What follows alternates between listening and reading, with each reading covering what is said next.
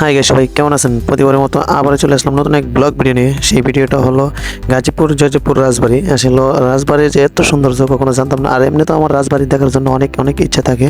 আর রাজবাড়ি আগের ইতিহাস দেখার জন্য আসলে অনেক ভালো লাগে।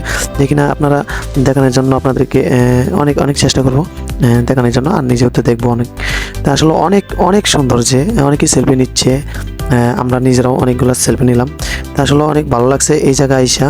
আর আশা করি ঘুরিয়ে অনেক কিছুই দেখাবো। ওই যে অনেক দেয়ালের মধ্যে অনেক দৃশ্য, আর অনেক মানুষই আইছে, অনেক কিছু সেলফি টেলফি নিচ্ছে। আসলে অনেক অনেক ভালো লাগছে এই জায়গায় আইসা।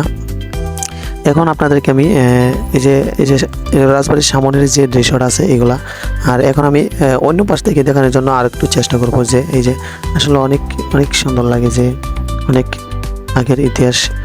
যে আমি এখন আবার আপনাদেরকে এই যে ভিতরের যে দৃশ্যগুলো আছে এগুলো দেখানোর জন্য ওখানে আবার চেষ্টা করবো, আমি ওইদিকে যাবো। তাহলে চলেন ভিতরের দিকে যাওয়া যাক, আর বাড়ির ভিতরে কীরকম দৃশ্য সেগুলো দেখা যাক।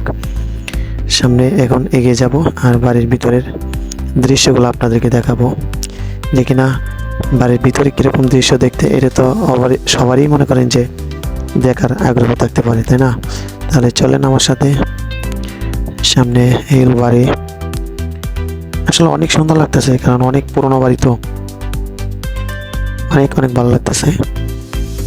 এই যে বাড়ির ভিতরে আস্তে আস্তে প্রবেশ করতেছি, আর মেইন যে গেট এগুলো লক করা থাকে, আর অনেকগুলা দরজাগুলা লক করা আছে।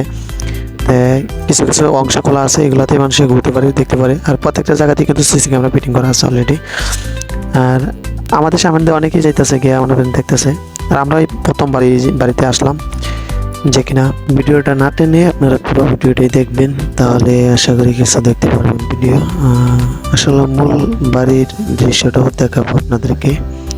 আর এই হলো আপনাদের এই যে কাঠের সিঁড়ি, ঠিক আছে? এই কাঠের সিঁড়ি ওরা ব্যবহার করতো, তো এটা লক করে আমরা উপরে যেতে পারতেছি না। আর হলো বাড়ির এই যে পুরা বাড়ির দৃশ্যটা হইলো এটা, ঠিক আছে? তো অনেক সুন্দর লাগতেছে ভাই, কি যে বলবো। নিজের চোখে না দেখলে বোঝাইতে পারতাম না কখনো যে এত সুন্দর লাগে।